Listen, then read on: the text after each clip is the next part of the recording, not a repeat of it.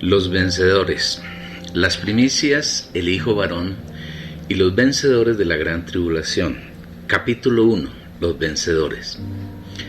Después de escribir acerca de la degradación de la iglesia y del reino de Dios y el reino de los cielos, el Señor nos ha dado el encargo de escribir este nuevo libro para compartir con los santos, el pueblo de Dios, quiénes serán los creyentes que entrarán en la manifestación plena del reino de los cielos. Es decir, quiénes serán los vencedores. Porque este es un tema ignorado por la mayoría de los cristianos y por esa causa no hay la suficiente preparación para alcanzar los requisitos que el Señor demanda, con el fin de que algunos de sus hijos logren la meta de ganar el reino de los cielos siendo vencedores. La primera pregunta que viene a nuestra mente es: ¿vencedores de qué o de quién? En el Nuevo Testamento reiteradamente se menciona esa palabra y por ello tiene una gran importancia, vital para quienes amamos y seguimos al Señor y procuramos agradarlo y complacerlo. Por ejemplo, en Romanos 8:37 dice que en todas estas cosas somos más que vencedores, por medio de Cristo que nos amó. Y en los versículos que lo anteceden menciona las cosas que debemos vencer para no ser separados de Cristo: tribulación, angustia, persecución, hambre, desnudez, peligro o espada. Todas estas son situaciones cotidianas en el diario vivir de los creyentes y podemos vencerlas, pero no por nuestros esfuerzos, sino por medio de llenarnos del Señor y de confiar y esperar en Él. Somos vencedores por medio del Señor, quien nos amó. Antes, en todas estas cosas, somos más que vencedores por medio de aquel que nos amó. En los versículos subsiguientes, la Biblia nos habla nuevamente de las personas, circunstancias y cosas que es necesario vencer, tales como la muerte, la vida, los ángeles, los principados, las potestades, el presente, el futuro, lo alto y lo profundo. Por lo cual estoy seguro de que ni la muerte ni la vida, ni ángeles, ni principados, ni potestades, ni lo presente, ni lo porvenir, ni lo alto ni lo profundo, ni ninguna otra cosa creada, nos podrá separar del amor de Dios que es en Cristo Jesús, Señor nuestro. Romanos 8, 38 y 39. Hay una cantidad de seres, personas, circunstancias, ambientes y organizaciones que tratan de separarnos del amor de Cristo. A todos estos debemos vencer para alcanzar el galardón. Cuando el hombre cayó en el huerto de Edén por comer del árbol de la ciencia del bien y del mal, fueron introducidos en él y en la creación muchos elementos que separaron al hombre del plan de Dios y lo constituyeron en su enemigo. Por causa de esa caída, el hombre se llenó de pecado, que es la naturaleza satánica, y en consecuencia su alma se volvió caída, separada de Dios y enemiga de él. Entonces la mujer vio que el árbol era bueno para comer, que era atractivo a la vista y que era árbol codiciable para alcanzar sabiduría. Tomó pues de su fruto y comió, y también dio a su marido que estaba con ella, y él comió. Le preguntó Dios: ¿quién te dijo que estabas desnudo? ¿Acaso has comido del árbol del que te mandé que no comieses? Entonces Jehová Dios dijo a la serpiente: porque hiciste esto, serás maldita entre todos los animales domésticos y entre todos los animales del campo. Te arrastrarás sobre tu vientre y comerás polvo todos los días de tu vida. Y pondré enemistad entre ti y la mujer, y entre tu descendencia y su descendencia. Esta te herirá en la cabeza, y tú le herirás en el talón. A la mujer dijo: aumentaré mucho tu sufrimiento en el embarazo. Con dolor darás a luz a los hijos. Tu deseo te llevará a tu marido, y él se enseñoreará de ti. Y al hombre dijo: porque obedeciste a la voz de tu mujer y comiste del árbol del que te mandé diciendo: no comas de él, sea maldita la tierra por tu causa. Con dolor comerás de ella todos los días de tu vida. espinos y cardos te producirá y comerás plantas del campo. Con el sudor de tu frente comerás el pan hasta que vuelvas a la tierra, pues de ella fuiste tomado, porque polvo eres y al polvo volverás. Y Jehová Dios lo arrojó del jardín de Edén para que arrase la tierra de la que fue tomado. Expulsó pues al hombre y puso querubines al oriente del jardín de Edén y una espada incandescente que se movía en todas direcciones para guardar el camino al árbol de la vida. Por tanto, como el pecado entró en el mundo por medio de un hombre, y por el pecado la muerte, y así la muerte pasó a todos los hombres, por cuanto todos pecaron. Génesis capítulo 3, versículos 6, 11, 14 al 19 y versículos 23 y 24. Romanos capítulo 5, versículo 12. Con la entrada del pecado en el hombre, éste se convirtió en carne, que no es nada distinto al hombre mezclado y unido a Satanás, y esa carne es inaceptable e intolerable en la presencia de Dios. Por eso Dios echó al hombre de su presencia, y entre los dos se rompió la comunión. Echó pues fuera al hombre y puso al oriente del huerto de Edén querubines y una espada encendida que se revolvía por todos lados para guardar el camino del árbol de la vida. Génesis 3, versículo 24. Igualmente, por causa de la entrada del pecado en el hombre, éste se convirtió en el hombre viejo, y como tal, se va corrompiendo por medio de hacerse cada vez más pecaminoso. Y vio Jehová que la maldad de los hombres era mucha en la tierra, y que todo designio de sus pensamientos del corazón de ellos era de continuo solamente el mal. Despojados del viejo hombre que se va corrompiendo conforme a los deseos engañosos. Génesis 6, versículo 5, Efesios 4, versículo 22. El viejo hombre es expresado diariamente mediante la carne. Con la caída de Adán en el huerto de Edén, no solo el hombre fue afectado, sino que toda la creación fue dañada. Cuando Dios vino al hombre después de que éste lo había desobedecido, maldijo la tierra, y en ella fue establecido un sistema que la Biblia identifica como el mundo. Este sistema, del cual Satanás es rey, y junto con los ángeles caídos, que son sus príncipes, autoridad y ejércitos de maldad, y los demonios, atrapa a las personas, las aleja de Dios y las constituye en sus enemigos. No hablaré ya mucho con vosotros, pues viene el príncipe de este mundo y él nada tiene en mí. Adúlteros, ¿no sabéis que la amistad del mundo es enemistad contra Dios? Cualquiera, pues, que decide ser amigo del mundo, se constituye enemigo de Dios. No améis al mundo, ni las cosas que están en el mundo. Si alguno ama al mundo, el amor del Padre no está en él. Porque todo lo que hay en el mundo, los deseos de la carne, los deseos de los ojos y la vanagloria de la vida, no proviene del Padre, sino del mundo. Y el mundo pasa y su concupiscencia, pero el que hace la voluntad de Dios permanece para siempre. Juan capítulo 14 versículo 30, Santiago 4:4 y Primera de Juan capítulo 2 versículos 15 al 17. Dios, en su inmenso amor por su criatura más elevada, un día se hizo carne, vivió entre los hombres por más de 30 años y luego fue a la cruz y murió para, por medio de la muerte, eliminar, anular, derrotar, aplastar y expulsar todas las cosas que Satanás había introducido en el hombre cuando lo engañó, induciéndolo a comer del árbol de la ciencia del bien y del mal. El primer enemigo que el Señor Jesús aplastó con su muerte en la cruz fue a Satanás.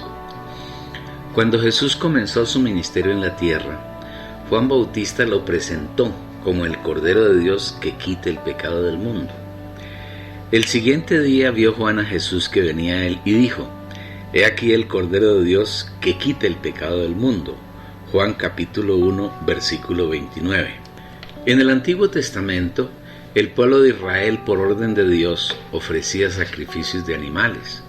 los que por medio de su sangre ocultaban los pecados del pueblo delante de Dios. Cuando llegó el tiempo señalado, Jesús se presentó como un cordero sin mancha, para ofrecer un sacrificio que ha sido aceptado por Dios eternamente, y con este sacrificio el pecado, que es la naturaleza satánica, ha sido quitado. Sabiendo que fuisteis redimidos de vuestra vana manera de vivir, la cual recibisteis de vuestros padres, no con cosas corruptibles como oro o plata, sino con la sangre preciosa de Cristo, como de un cordero sin defecto y sin mancha, ya conocido desde antes de la fundación del mundo, pero manifestado en los postreros tiempos por amor de vosotros. Primera de Pedro capítulo 1 versículos 18 al 20.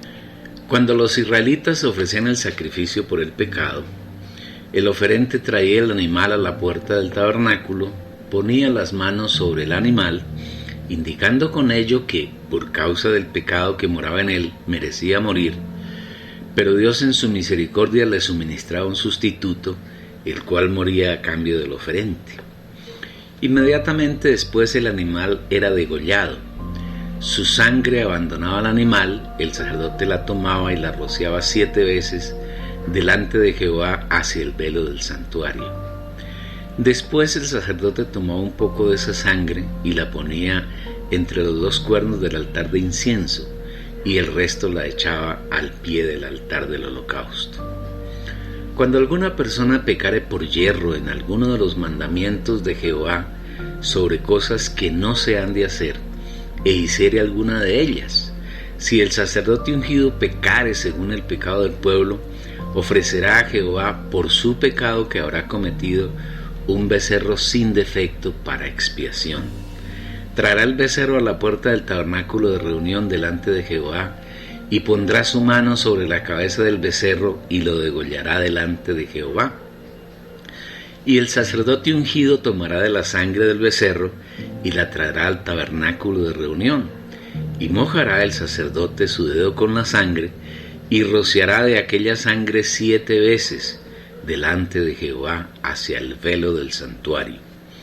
Y el sacerdote pondrá de esa sangre sobre los cuernos del altar del incienso aromático que está en el tabernáculo de reunión delante de Jehová, y echará el resto de la sangre del becerro al pie del altar del holocausto que está a la puerta del tabernáculo de reunión.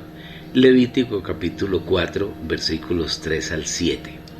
Una vez se realizaba todo este proceso con la sangre, el sacerdote tomaba la grosura que cubría los intestinos y las entrañas del animal.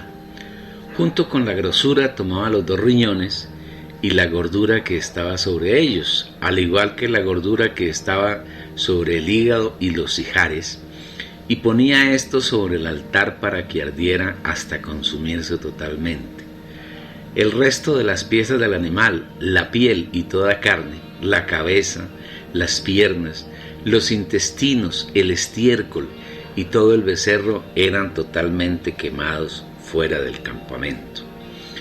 Y tomará del becerro para la expiación por toda su grosura, la que cubre sobre los intestinos y la que está sobre las entrañas, los 2 riñones, la grosura que está sobre ellos y la que está sobre los ijares, y con los riñones quitará la grosura de sobre el hígado, de la manera que se quita del buey del sacrificio de paz, y el sacerdote la hará arder sobre el altar del holocausto. Y la piel del becerro y toda su carne, con su cabeza, sus piernas, sus intestinos y su estiércol, en fin, todo el becerro sacará fuera del campamento a un lugar limpio, donde se echan las cenizas, y lo quemará al fuego sobre la leña, en donde se echan las cenizas será quemado. Levítico capítulo 4 versículos 8 al 12. Del animal que se ofrecía por el pecado no quedaba nada, sino que todo era quemado, simbolizando que el pecado, la naturaleza de Satanás que había sido introducida en el oferente, era arrastrada por el fuego, y ese pecado era cubierto por la sangre derramada por el animal. Sin embargo, estos sacrificios debían ofrecerse continuamente, es decir, su acción era limitada, pues los israelitas debían ofrecerlos con alguna frecuencia, cada año por todo el pueblo y cada vez que las personas cometieran pecados. Pero el Señor Jesús, mediante su muerte redentora en la cruz, arrasó, quitó el pecado del mundo de una vez por todas y para siempre. Y ahora, cuando Dios ve a sus hijos, nos ve en Cristo y acepta el sacrificio que Él ofreció y que es eternamente eficaz. Y no por sangre de machos cabríos ni de becerros, sino por su propia sangre, entró una vez para siempre en el lugar santísimo, habiendo obtenido eterna redención. Pero ahora, en la consumación de los siglos, se presentó una vez para siempre por el sacrificio de sí mismo, para quitar de en medio el pecado. Somos santificados mediante la ofrenda del cuerpo de Jesucristo, hecha una vez para siempre. Pero Cristo, habiendo ofrecido una vez para siempre un solo sacrificio por los pecados, se ha sentado a la diestra de Dios. Hebreos capítulo 9, versículos 12 y 26. Capítulo 10, versículos 10 y 12. Lo que quiere decir que ese único sacrificio es un antídoto permanente, continuo y eterno por el pecado.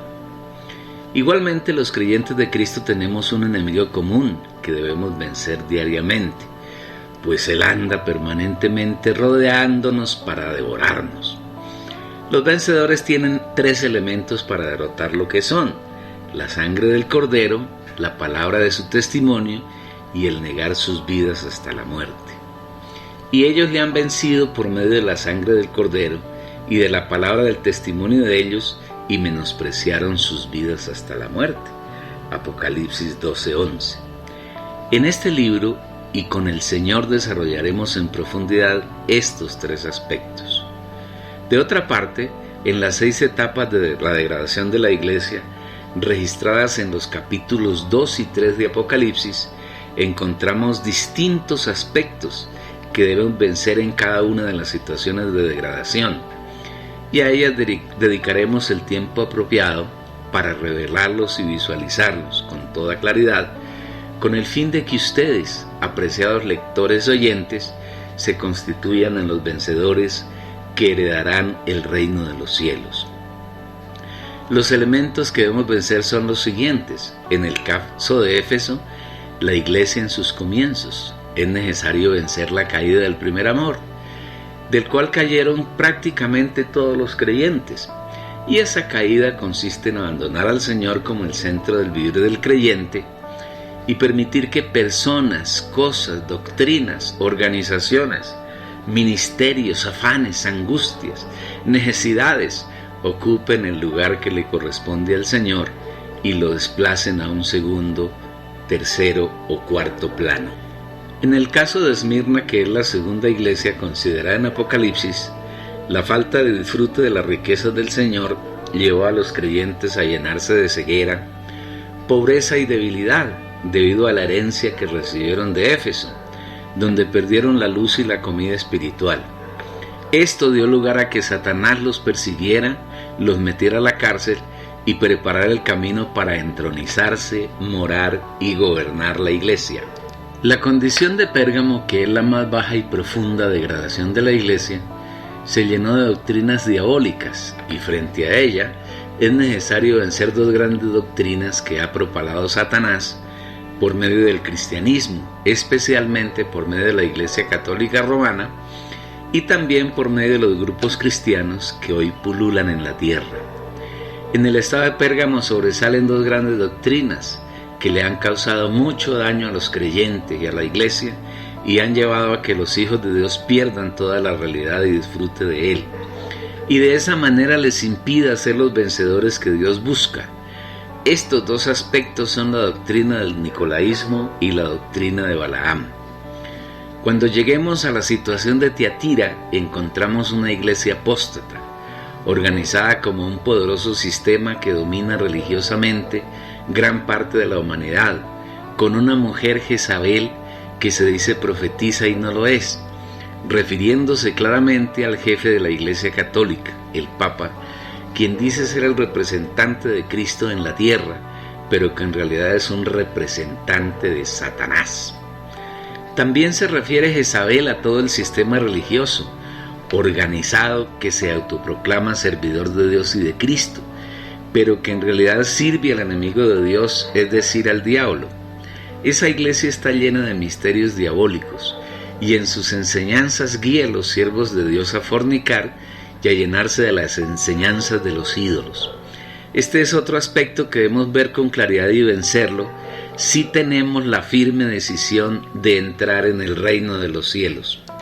Después de Tiatira encontramos la situación de la iglesia en Sardis, la cual se caracteriza por estar llena de nombres que aparentan tener vida, pero su condición es de una muerte espiritual profunda, muerte que es necesario vencer para entrar en el reino de los cielos y ganar la recompensa de reinar con el Señor en su reino milenario, en el que habrá paz verdadera y genuina justicia en la tierra que habitaremos en ese entonces.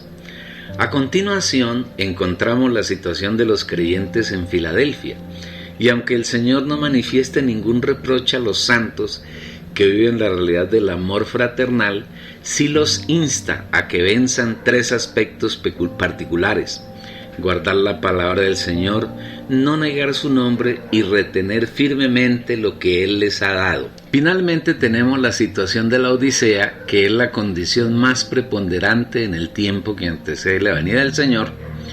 Lo que podemos decir en otras palabras corresponde a la última etapa de la iglesia y a la última oportunidad que tenemos de ser vencedores, y en ella es necesario vencer la condición de tibieza en que han caído la inmensa mayoría de los creyentes. De la misma manera es necesario vencer la falta de revelación y visión de la persona y la obra de Dios en que han caído casi la totalidad de los que se dicen ser cristianos, entre los que hay algunos hijos genuinos de Dios.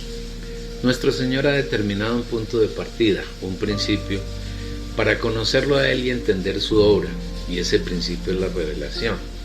Si ese principio no se da en la vida de un hijo de Dios, todo lo que haga, diga, planee y ejecute será inoficioso, desconocido para el Señor y aborrecido por Él. Cuando Dios creó al hombre lo hizo con tres partes: espíritu, alma y cuerpo. Que todo vuestro ser, espíritu, alma y cuerpo, sea preservado irreprensible para la venida de nuestro Señor Jesucristo. Primera Tesalonicenses capítulo 5, versículo 23. El espíritu humano que el Señor puso en el hombre tiene tres funciones: conciencia, intuición y comunión. Cuando Satanás se mezcló con el hombre en el huerto de Edén, aunque no pudo usurpar el espíritu del hombre, sí logró que ese espíritu fuese amortecido y sus funciones quedaron anuladas, en latencia, es decir, el hombre no podía tener comunión con Dios, la conciencia perdió casi la totalidad de su funcionamiento y la comunión con el Señor fue completamente anulada. Igualmente el hombre no tenía la oportunidad de recibir ninguna revelación del Señor. Dios, en el desarrollo de su plan, que había trazado en la eternidad antes del tiempo, se hizo hombre en Jesús, tomó carne y sangre como nosotros, con el fin de destruir por medio de la muerte a Satanás y arrasar toda su obra de maldad que había realizado para usurpar al hombre y separarlo de Dios. Mediante su muerte en la cruz, el Señor Jesús eliminó todos los obstáculos que Satanás interpuso entre Dios y nosotros, y además de eso hizo que nuestro espíritu humano recuperara totalmente sus funciones. Es por eso que hoy podemos vivir en comunión con el Señor todos los días de nuestra vida, en todo tiempo. Eso, lógicamente, si somos hijos de Dios. Igualmente nuestra conciencia está alerta, está activa, ha revivido para indicarnos cualquier desvío que tengamos con relación a los deseos y a la voluntad del Señor, y especialmente nuestra intuición volvió a funcionar plenamente. Es la intuición la parte de nuestro espíritu donde Dios nos revela su persona y su obra, para que nosotros tengamos un disfrute permanente de esos dos aspectos que son nuestra herencia. Disfrute que nos hará crecer, nos permitirá madurar y nos llevará a ser vencedores para así, de esa manera, entrar en el reino de los cielos.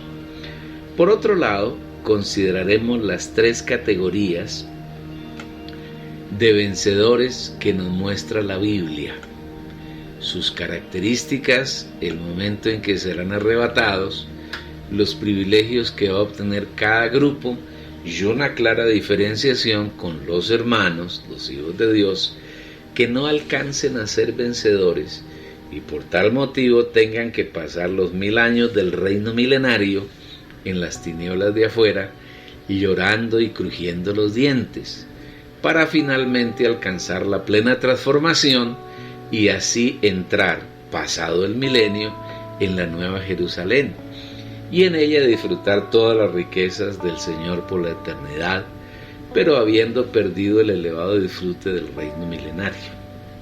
Esos 3 grupos que la Biblia, la palabra de Dios, distingue claramente son las primicias, el hijo varón y los vencedores de la gran tribulación. De cada uno de ellos hablaremos detalladamente en el desarrollo del tema de este libro, y nuestro deseo sincero es que el apreciado lector oyente pueda convertir esta revelación en su revelación y a partir de ella obtenga más revelación y logre vivir la realidad de esa revelación, de esa visión y alcanzar a ser parte de los vencedores. Concluimos aquí el primer capítulo del libro Los Vencedores, las primicias, el hijo varón y los vencedores de la gran tribulación. Esperamos que usted tenga la oportunidad de escuchar el siguiente capítulo y así todo el libro, hasta que esta revelación sea su revelación y a partir de ella obtenga más.